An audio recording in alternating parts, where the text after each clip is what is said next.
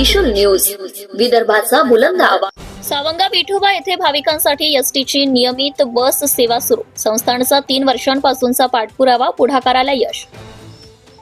दिनांक 7 जानेवारी 2025 बुधवार रोजी सकाळी 10 वाजता श्री विठोबा संस्थान उर्फ श्रीकृष्ण अवधूत बुवा संस्थान, श्री क्षेत्र सावंगा विठोबा, तालुका चांदूर, रेल्वे, जिल्हा अमरावती येथे दर्शनासाठी येणाऱ्या भाविक भक्तांच्या सुरक्षित व सुलभ प्रवासाच्या दृष्टीने संस्थांच्या अथक प्रयत्नांना यश आले आहे।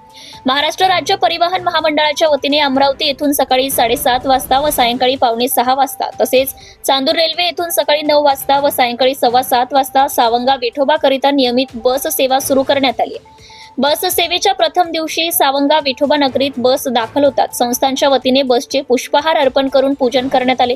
यावेळी बस चालक शंकर इंदोरे व वाहक वैशाली ताले यांचा शेला, पीस, गलप, पुष्पहार व नारळ देऊन सन्मानपूर्वक सत्कार करण्यात आला। या प्रसंगी संस्थांचे विश्वस्त मंडळ, गावकरी मंडळी, भाविक भक्त, कर्मचारी तसेच शाळेतील विद्यार्थी मोठ्या संख्येने उपस्थित होते।